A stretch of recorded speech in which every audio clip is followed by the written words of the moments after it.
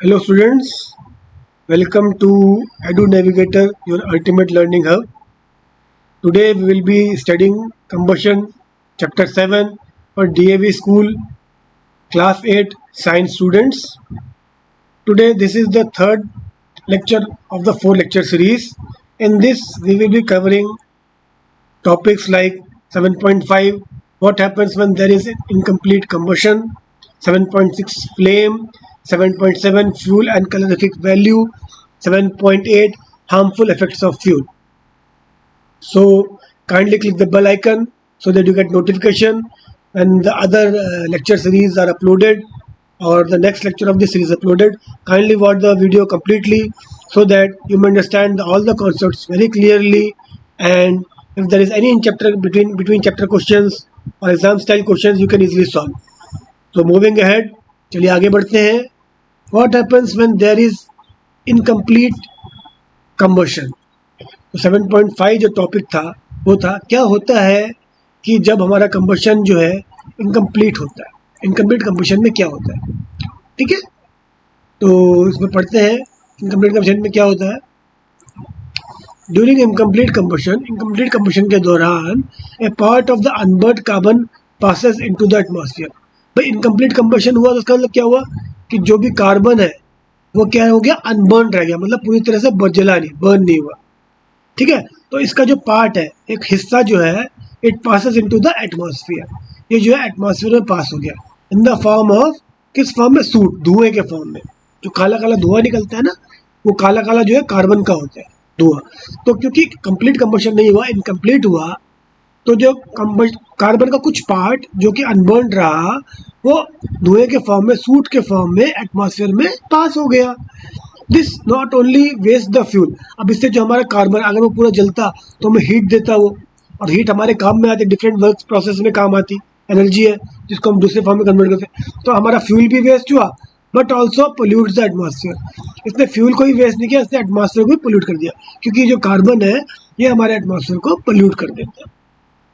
और क्योंकि दूसरा चीज़ है कि जब इनकम्प्लीट कंबशन होता है तो कार्बन डाइऑक्साइड के बदले कार्बन मोनोऑक्साइड गैस फॉर्म होती है.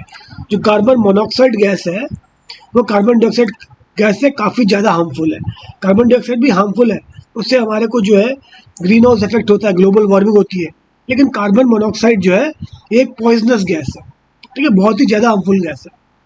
It is highly poisonous and causes respiratory problem. इससे हमको जो है सांस की बीमारी, जैसे कुछ लोगों में सांस की रेस्पिरेटरी प्रॉब्लम होती है ना, वो हो जाती है.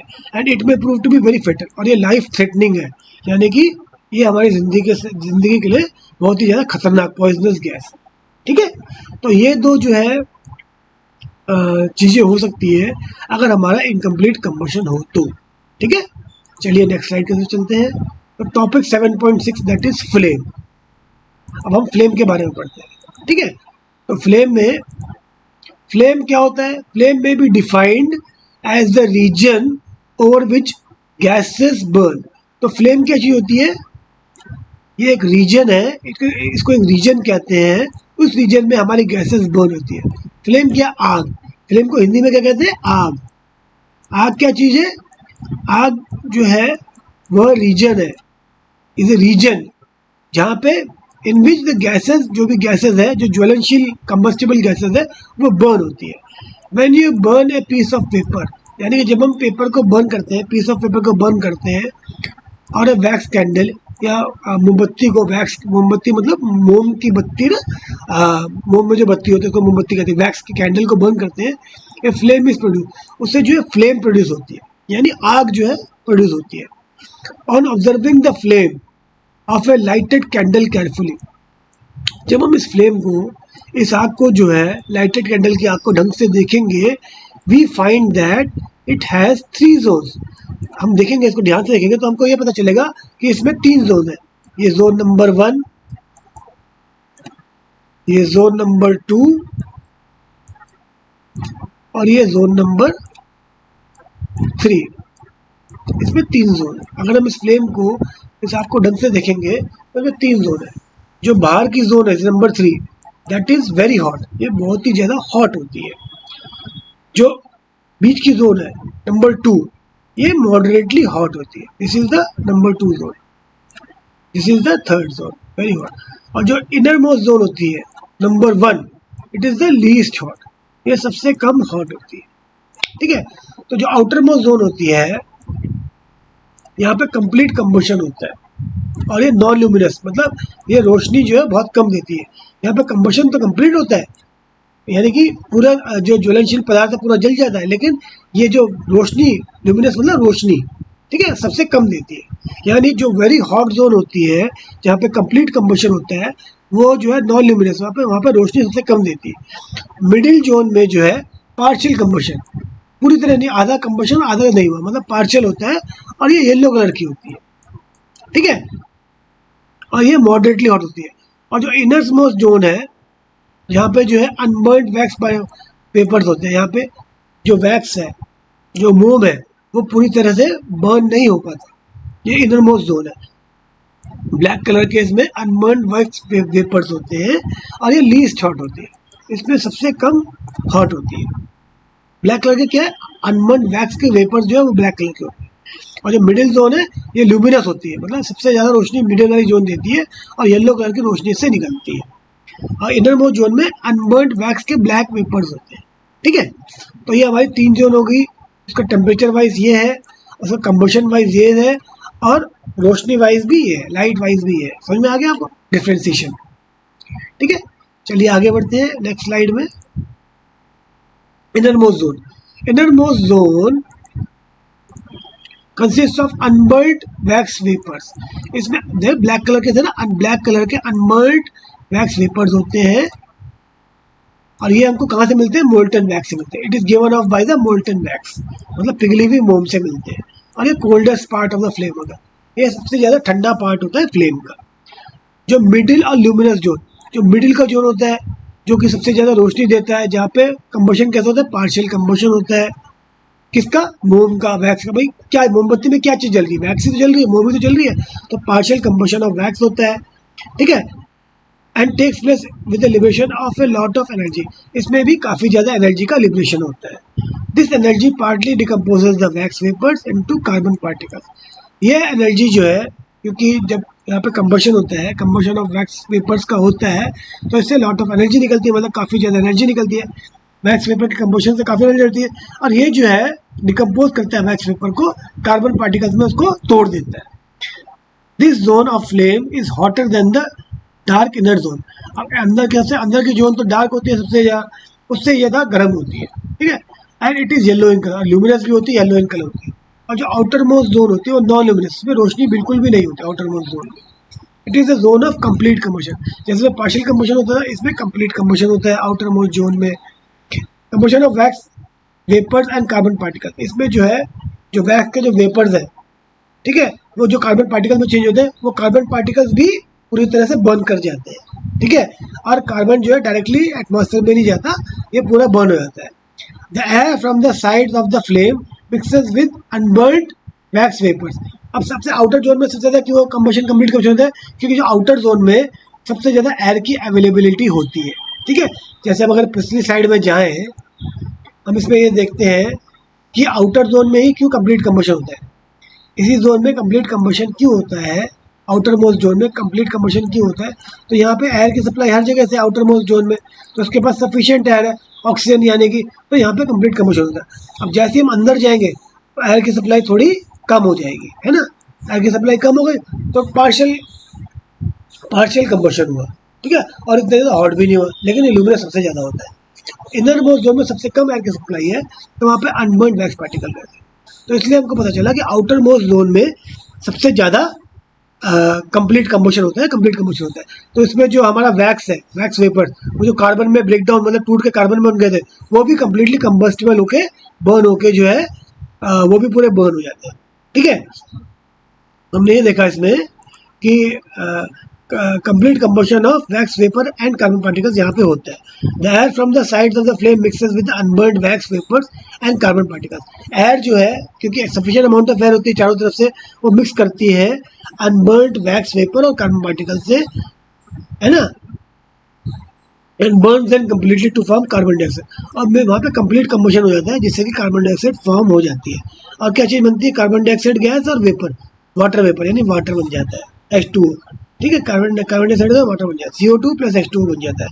It is the hottest part of the flame, और यह फ्लेम का सबसे ज़्यादा गर्म पार्ट होता है, जो कि आउटर मोस्ट पार्ट होता है।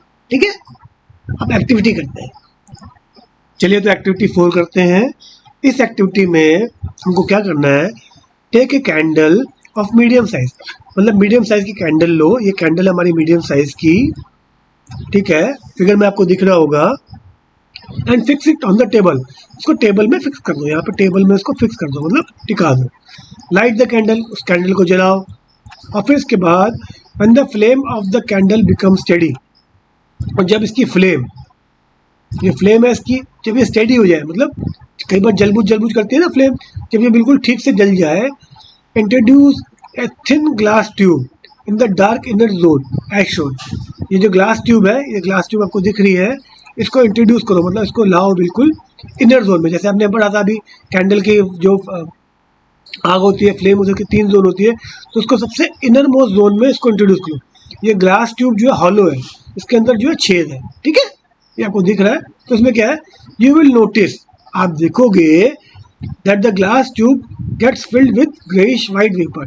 जैसे ये कैंडल जल रही है, तो इसके अंदर जो है, इस ग्लास ट्यूब के अंदर यहाँ पे ये ग्रेइश वाइट वेपर जो है भर जाएंगे ऐसे करके, ठीक है, which start coming out of the other end of glass tube, और ये धीरे धीरे भरने के बाद दूसरे एंड से बाहर निकलने लग जाएंगे, ठीक है। Now bring a burning mastic near the mouth of the tube.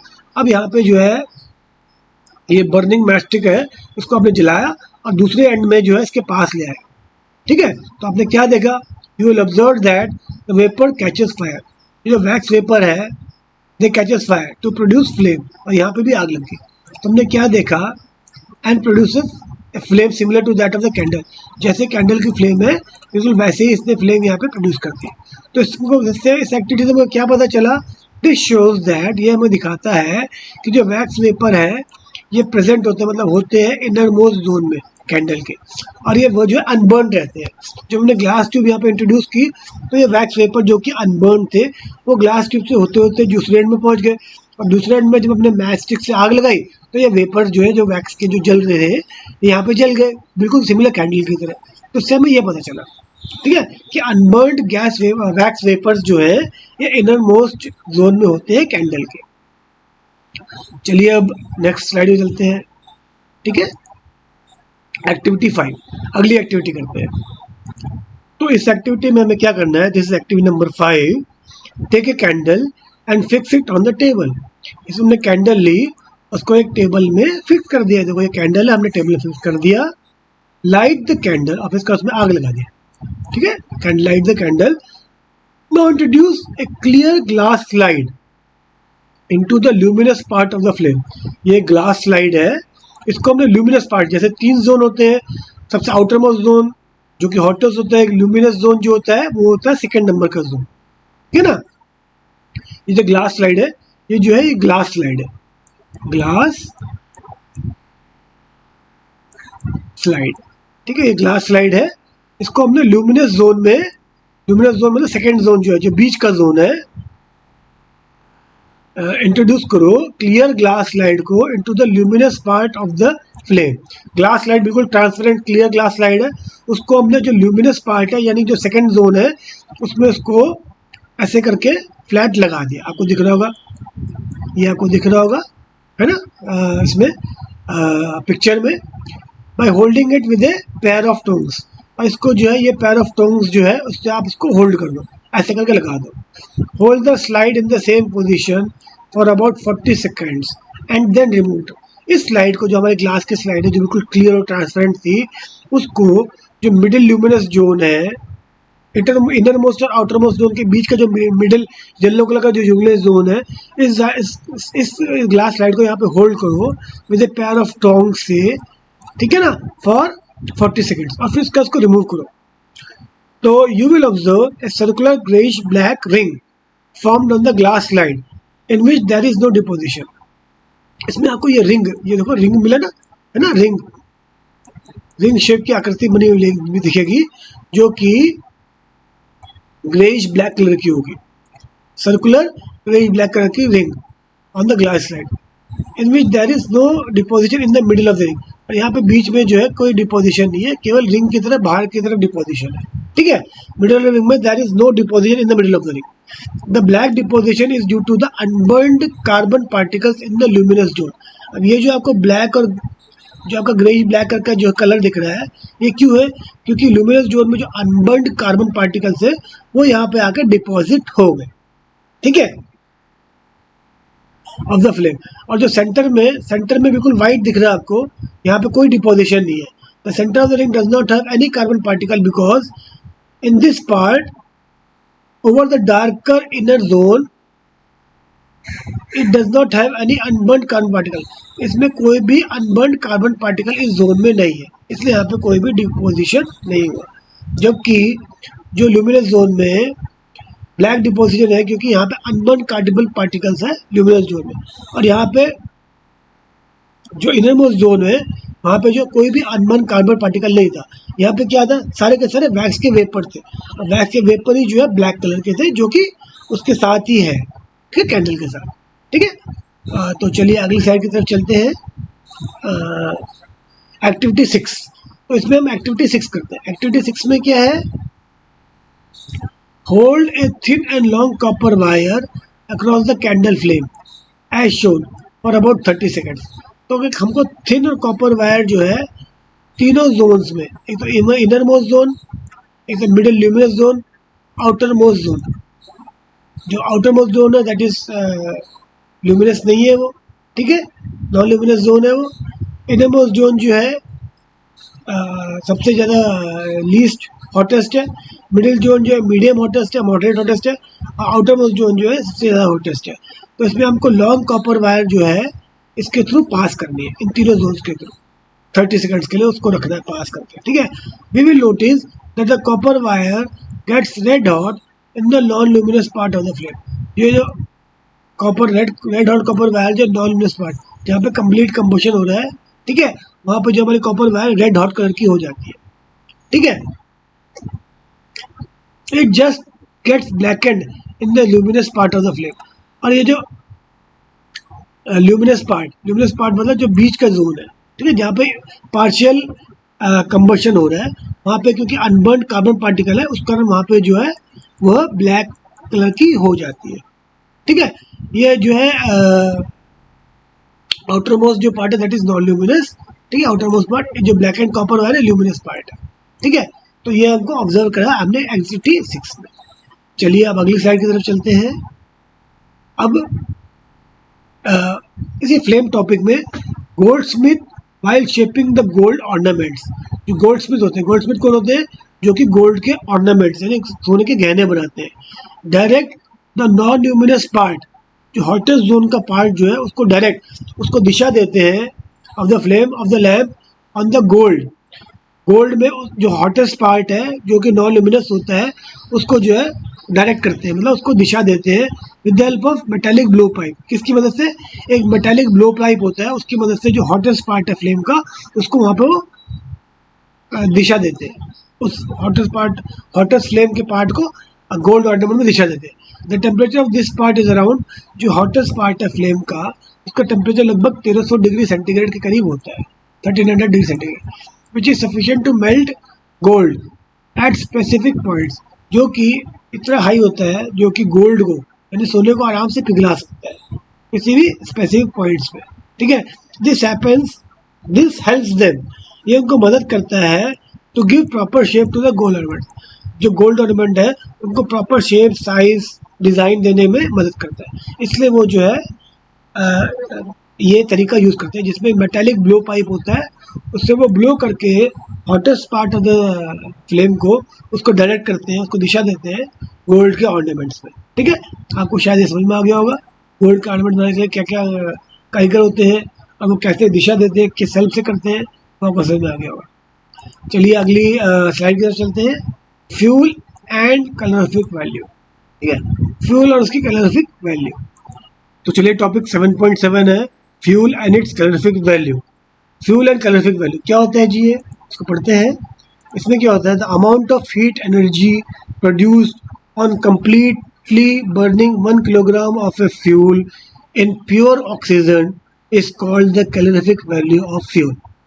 तो amount of heat energy produce, यानी कि जब हम फ्यूल को बर्न करते हैं तो हीट एनर्जी प्रोड्यूस होती है। तो जितने भी amount of heat energy produce होती है on completely burning 1 kg of fuel, अगर हम 1 किलोग्राम फ्यूल लें और उसको कम्प्लीटली पूरी तरीके से बर्न कर दें, उससे जो हमें अमाउंट ऑफ हीट एनर्जी निकली, प्रोड्यूस हुई, इन प्योर ऑक्सीजन में उसको बर्न करें, प्योर ऑक्सीजन में अगर उसको बर्न करें तो जो अमाउंट ऑफ हीट एनर्जी निकली उसको उस फ्यूल की कैलोरीफिक वैल्यू कहते हैं। ठीक है, the fuel which produces more heat energy per kilogram is said to have higher calorific value. वह फ्यूल, वह ईंधन जो कि ज़्यादा हीट एनर्जी प्रोड्यूस करेगा हर पर 1 किलोग्राम में, हर 1 किलोग्राम के हिसाब से अगर ज़्यादा हीट एनर्जी प्रोड्यूस होगी उसकी कैलोरीफिक वैल्यू भी ज़्यादा होगी। क्योंकि कैलोरीफिक वैल्यू क्या होती है, जब हम फ्यूल को प्योर ऑक्सीजन में कम्प्लीटली बर्न कर दें तो अमाउंट ऑफ हीट एनर्जी जो निकलती है, कितने फ्यूल को, 1 किलोग्राम फ्यूल को अगर हम कम्प्लीटली बर्न करें किसमें, प्योर ऑक्सीजन में, तो जो अमाउंट ऑफ हीट एनर्जी निकलती है उसको उस फ्यूल की कैलोरीफिक वैल्यू कहती है। तो अगर अमाउंट ऑफ हीट एनर्जी ज़्यादा निकली तो उसकी कैलोरीफिक वैल्यू भी ज़्यादा होगी। The more the calorific value the better is the efficiency of the fuel. तो जितनी ज़्यादा उसमें कैलोरीफिक वैल्यू होगी उतनी ज़्यादा वह फ्यूल हीट एनर्जी प्रोड्यूस करेगा, यानी उसकी उतनी ज़्यादा फ्यूल की एफिशिएंसी ज़्यादा बेटर होगी। Calorific value is expressed in kilo joule पर किलोग्राम। पर किलोग्राम मतलब हर 1 kg के ऊपर वो किलो जूल मतलब कितनी एनर्जी, एनर्जी की यूनिट कितनी है, किलो जूल। अब पर 1 किलोग्राम मतलब मास, मास ऑफ फ्यूल है ना, या लीटर ऑफ फ्यूल है ना, पर 1 किलोग्राम को फ्यूल में वो कितना किलो जूल यानी कितनी एनर्जी प्रोड्यूस करता है, that is called as calorific value. उसकी यूनिट है किलो जूल पर केजी। ठीक है, इसकी यूनिट है, कैलोरीफिक वैल्यू की यूनिट है किलो जूल पर केजी, यानी पर 1 kg, 1 kg में वो कितनी हीट एनर्जी प्रोड्यूस कर रहा है। इसकी ज़्यादा कैलोरीफिक वैल्यू होगी उस फ्यूल की एफिशिएंसी उतनी ज़्यादा अच्छी होगी। ठीक है, चलिए नेक्स्ट स्लाइड की तरफ चलते हैं। कैरेक्टरिस्टिक्स ऑफ गुड फ्यूल, एक अच्छे फ्यूल की क्या कैरेक्टरिस्टिक्स यानी क्या पहचान होती है।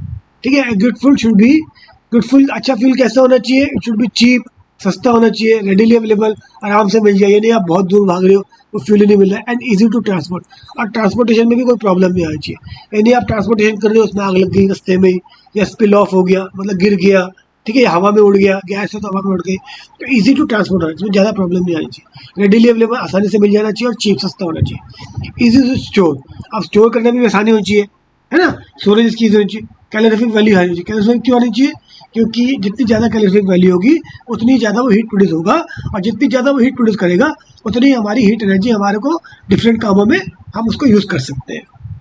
Not produce harmful gases after burning, वो फ्यूल जो है हार्मफुल इफेक्ट्स, बर्न जलाने के बाद उसके हार्मफुल गैसेस या हार्मफुल इफेक्ट्स ना हो। Have a low ignition temperature, एक अच्छे फ्यूल में इग्निशन टेम्परेचर लो होना चाहिए। However this should not be below the और अराउंड द रूम टेम्परेचर, लेकिन ये इतना लो भी नहीं होना चाहिए कि स्पॉन्टेनियस कंबशन, हमने पढ़ा था ना, जिस भी कंबस्टिबल मटेरियल का इग्निशन टेम्परेचर बहुत लो होता है यानी रूम टेम्परेचर के आसपास होता है, वो रूम टेम्परेचर में ही आग पकड़ लेता है, स्पॉन्टेनियस कंबशन हो जाता है। तो इतना भी लो नहीं होना चाहिए टेम्परेचर, इग्निशन टेम्परेचर मतलब टेम्परेचर जिसमें आग लगे वो तो कम होना चाहिए, लेकिन it should not be so low that उसको रूम टेम्परेचर में ही आग लग जाए, यानी रूम टेम्परेचर के अराउंड में होना चाहिए। Undergo complete and controllable combustion, अब उसमें कंप्लीट कंबशन होना चाहिए, यानी ऑक्सीजन की जरूरत भी कम से कम पड़नी चाहिए, क्योंकि कंप्लीट कंबशन से ज़्यादा ऑक्सीजन की जरूरत पड़ेगी, है ना, और कंट्रोलेबल होना चाहिए, यानी कि एक्सप्लोजन हो जाए, कंबशन आपका कंट्रोलेबल होना चाहिए, एक्सप्लोसिव कंबशन नहीं होना चाहिए। तो ये सारी जो है अच्छे फ्यूल की पहचान यही होती है। ठीक है, अब चलिए नेक्स्ट स्लाइड में चलते हैं। अब ये फ्यूल्स है in the gaseous state are generally the best among the different physical states of fuel due to the following reasons. जो भी फ्यूल्स हैं जो कि गैसियस स्टेट में होते हैं, आपने पढ़ा था ना, फ्यूल्स जो है डिफरेंट स्टेट में होते हैं, सॉलिड भी, लिक्विड भी, गैस में, जो भी गैसियस स्टेट में फ्यूल होते हैं वो जनरली बेस्ट होते हैं, मतलब सबसे अच्छे होते हैं among the different physical state of the fuel. Different physical state of the fuel से गैसियस स्टेट वाले फ्यूल जो है सबसे बढ़िया होते हैं। ठीक है, क्यों, इन रीजन के कारण। Gaseous fuels are supplied in cylinder, क्योंकि ये सिलेंडर में सप्लाई होते हैं, और थ्रू पाइपलाइन, या पाइपलाइन में भी जो है ये सप्लाई किए जाते हैं, hence their transportation cost is lower, इससे इनकी जो ट्रांसपोर्टेशन कॉस्ट है वो काफ़ी कम हो जाती है, क्योंकि आराम से पाइपलाइन के थ्रू भी ट्रांसपोर्ट किए जाते हैं, और सिलेंडर्स के थ्रू भी ट्रांसपोर्ट किए जाते हैं, इसलिए इनकी जो है ट्रांसपोर्टेशन कॉस्ट, एक जगह से दूसरी जगह ले जाने की कॉस्ट वो काफ़ी कम होती है। Gaseous fuels release large amount of energy. इसका मतलब ये जो है गैसियस फ्यूल की कैलोरीफिक वैल्यू बहुत ज़्यादा होती है, ये large amount of energy release करते हैं। They also do not leave behind any ash और सॉलिड रेसिड्यू ऑन कंबशन, और वो भी जो है पीछे जो है कोई भी ऐश यानी राख या सॉलिड रेसिड्यू, कोई बची हुई सॉलिड चीज़ नहीं छोड़े। जैसे पेपर को जो बर्न करोगे तो पेपर का जला हुआ काला काला चीज़ छूट जाएगा ना, ऐसे ही जो है किसी भी फ्यूल को बर्न करोगे तो वो जो है अपने पीछे कुछ काला काला रेसिड्यू या ऐश है ना वो छोड़ देता है। जबकि जो गैसेस फ्यूल है ये बिल्कुल भी ऐश वगैरह कोई भी जो है सॉलिड रेसिड्यू नहीं छोड़ते, रेसिड्यू मतलब बची हुई चीज़। Gaseous fuels produce least amount of harmful gases as compared to solid and liquid fuels। तो gaseous fuel जो है सबसे कम मात्रा में जो है हार्मफुल गैसेस, जो खतरनाक गैसेस जो है प्रोड्यूस करते हैं, least amount of harmful gases as compare to, अगर उनको कंपेयर किया जाए सॉलिड और लिक्विड फ्यूल से कि वो जो है जल के कितनी ज़्यादा हार्मफुल गैस प्रोड्यूस करते हैं, उस मुकाबले में गैसियस फ्यूल जो है सबसे कम मात्रा में हार्मफुल गैसेस जो है प्रोड्यूस करते हैं। Gaseous fuels can be easily ignited even when with a small spark। और gaseous fuel जो है आराम से उसको हम जला सकते हैं, easily ignited होते हैं, even with the help of छोटे से चिंगारी की मदद से भी उसको हम आग लगा सकते हैं। Their rate of combustion can also be easily controlled। और उनका जो रेट ऑफ कम्बशन है वो भी आराम से जो है कंट्रोल किया जा सकता है with the help of control valve की मदद से। ठीक है, तो ये कुछ एडवांटेजेस हैं गैसियस फ्यूल के, को आप चाहें तो देख सकते हैं। ठीक है, तो चलिए नेक्स्ट स्लाइड की तरफ चलते हैं। अब जो हमारा अगला टॉपिक है that is harmful effects of fuels, that is 7.8। तो इस टॉपिक में 7.8 में हम पढ़ेंगे what are the different harmful effects of fuels. ठीक है, increase fuel combustion has led to harmful effects on the environment in the following ways. यानी increase fuel combustion, जो हम कंजम्पशन यानी जो हम फ्यूल का हम जो है कंजम्पशन यानी उसको यूज़ ज़्यादा से ज़्यादा कर रहे हैं, जैसे हमारी गाड़ियाँ बढ़ती जा रही है, इंडस्ट्रीज़ बढ़ती जा रही है, उसमें फ्यूल्स भी मैक्सिमम यूज़ हो रहा है, तो इससे जो है फ्यूल का कंजम्पशन बढ़ रहा है। Has led to harmful effects, इससे जो है हमारे एनवायरनमेंट में हार्मफुल इफेक्ट्स, खतरनाक इफेक्ट्स जो हैं हो रहे हैं, जैसे कि fuels like wood, coal and petroleum products release unburned carbon particles. जो फ्यूल्स है, ईंधन जैसे कि वुड लकड़ी, कोयला और पेट्रोलियम प्रोडक्ट्स जो है ये रिलीज करते हैं, ये छोड़ते हैं एटमॉस्फेयर में अनबर्न्ड कार्बन पार्टिकल्स। जब ये जलते हैं तो इससे अनबर्न्ड कार्बन पार्टिकल्स जो है निकलते हैं। These carbon particles of smoke और ash get suspended in the air. ये जो कार्बन पार्टिकल्स हैं ये धुएं के रूप में, स्मोक धुएं के रूप में, या ऐश मतलब जो रेसिडुअल चीज़ बच जाती है ना जलने के बाद, है ना, ये जो है जैसे आप पेपर जलाते हो तो बाकी बचे हुए पेपर काला काला सा रह जाता है ना, उसको ऐश कहते हैं। ये get suspended in the air, ये हवा में तैरते रहते हैं, सस्पेंड मतलब तैरते रहते हैं। Excessive amount of these particles in the air cause breathing problem. Excessive मतलब काफ़ी ज़्यादा अमाउंट, अगर ये पार्टिकल्स जो है जो कि हवा में तैरते रहते हैं, हवा में होते हैं, और इनकी मात्रा बढ़ जाए, excessive amount of this particles, हवा में इसकी मात्रा बढ़ जाए तो उससे हमको सांस लेने की प्रॉब्लम जैसी बीमारियां भी हो जाती है। In winters this particles produce smog. Winters में यानी सर्दियों में ये पार्टिकल्स जो है स्मॉग बनाते हैं। स्मॉग आपको पता था, smog is equal to fog plus smoke. सर्दियों में फॉग होता है और ये धुआं जो है निकल ही रहा है, तो फॉग और स्मोक जो है आपस मिलकर स्मॉग बनाते हैं, which is harmful to plants as well as animals. और ये जो स्मॉग है, स्मॉग जो है ये बहुत ही ज़्यादा वेरी हार्मफुल होता है, बहुत ही हार्मफुल होता है किसके लिए, प्लांट्स के लिए भी और एनिमल्स के लिए भी। ठीक है, अब इसमें जो दूसरा पॉइंट है हार्मफुल इफेक्ट्स ऑफ फ्यूल्स में, वो है incomplete combustion of carbon fuels results in the formation of carbon monoxide gas. जब जो हमारा कार्बन फ्यूल्स है, जो भी फॉसिल फ्यूल्स है, कार्बन फ्यूल्स होते हैं, जब इनका इनकम्प्लीट कंबशन होता है यानी पूरी तरह से कंप्लीट कंबशन पूरी तरह से जल नहीं पाता, तो इससे जो गैस प्रोड्यूस होती है वो होती है कार्बन मोनोऑक्साइड, है ना। It is a very poisonous gas. और ये जो कार्बन मोनोऑक्साइड गैस है ये कि बहुत ही ज़्यादा पॉइजनस, जहरीली गैस है। Even small amount of carbon monoxide in air can cause breathing problem. अगर ये बहुत ही कम मात्रा में भी हवा में हो ना, तो इससे हमको ब्रीदिंग प्रॉब्लम यानी सांस लेने में बहुत ज़्यादा परेशानी होती है।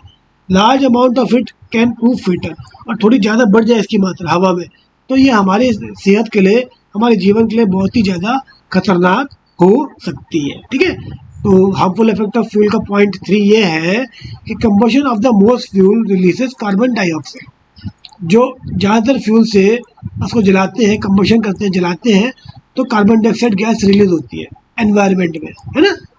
Access of carbon dioxide in air can trap heat energy which can rise the temperature of the earth.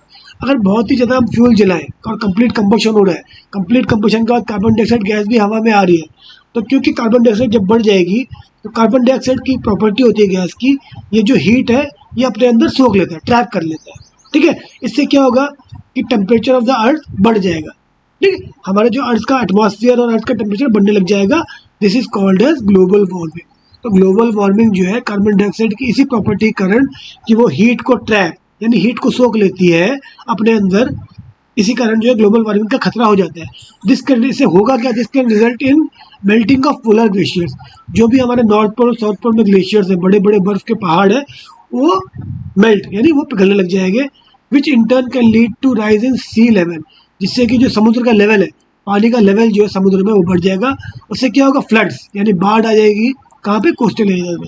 Coastal area पानी में डूब जाएंगे और वहाँ पे बहुत भयंकर बाढ़ वगैरह के खतरा हो सकता है। तो कार्बन डाइऑक्साइड से भी हमको ये सब खतरे हैं। ठीक है, तो अगले पॉइंट में आते हैं, point number 4। Burning of coal and diesel releases sulphur dioxide gas. जो फॉसिल फ्यूल से कोल और डीजल अगर उसको जलाते हैं तो जो गैस सल्फर डाइऑक्साइड ये रिलीज ये निकलती है, जलाने से ये गैस निकलती है। It is an extremely suffocating gas. ये जो गैस है सल्फर डाइऑक्साइड, ये बहुत ही ज़्यादा सफोकेटिंग यानी सांस लेने में इसमें बहुत ज़्यादा प्रॉब्लम होती है अगर ये गैस हवा में हो। It also dissolves in water vapour to produce sulphuric acid.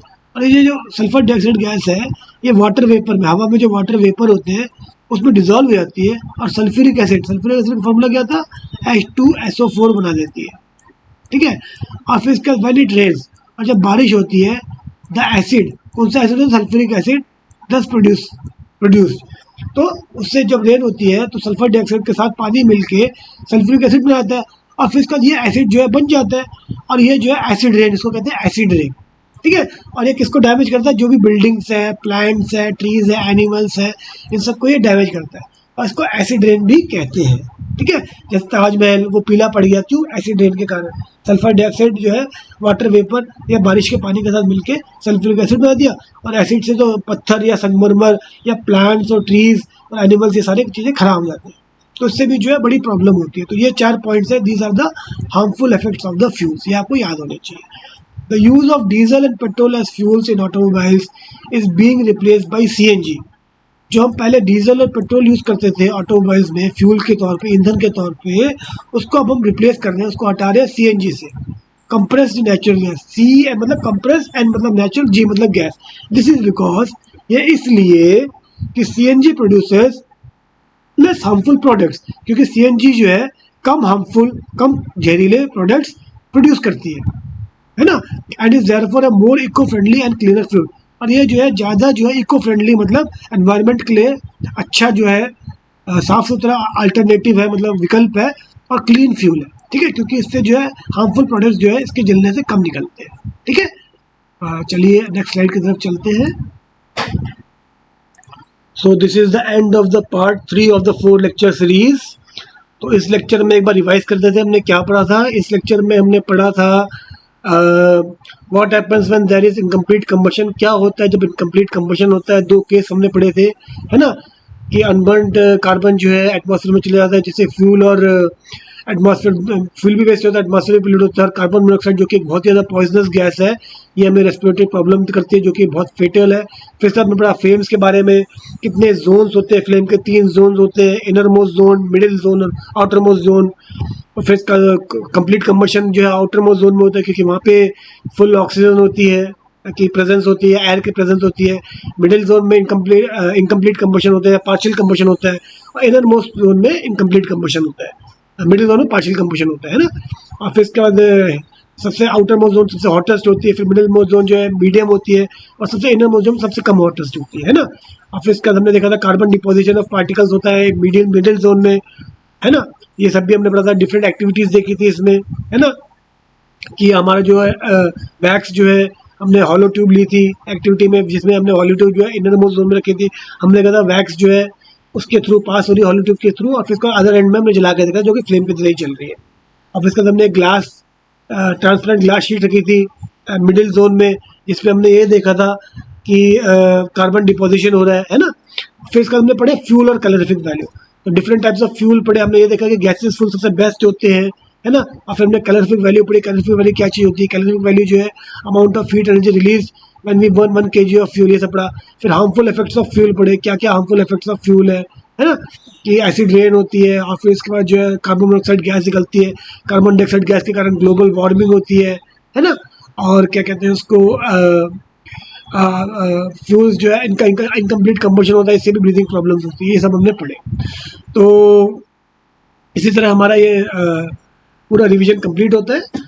तो जो नेक्स्ट लेक्चर है पार्ट 4 का लेक्चर, उसमें हम इस चैप्टर के क्वेश्चन आंसर्स करेंगे, जिसमें फिलिंग द ब्लैंक्स करेंगे, ट्रू एंड फॉल्स करेंगे, मल्टीपल चॉइस क्वेश्चंस करेंगे, answer the question in brief और आंसर द क्वेश्चन ABCDE पूरे पार्ट इसको करेंगे। तो thanks for watching, and if you like the video, kindly click on the like button, kindly comment on क्या हम इसको कैसे इम्प्रूव कर सकते हैं और क्या अदर टॉपिक्स हमको इसमें इंक्लूड करने हैं, और इसको शेयर कीजिएगा जिससे कि आपके फ्रेंड्स आपके क्लासमेट्स इस वीडियो को देखें और वो भी नॉलेज गेन कर पाएँ। और हमारे चैनल को सब्सक्राइब कीजिएगा जिससे आपको इसी प्रकार की वीडियोस आगे देखने को मिलते रहे। Thanks for watching, this is Edu Navigator signing off, bye, thank you.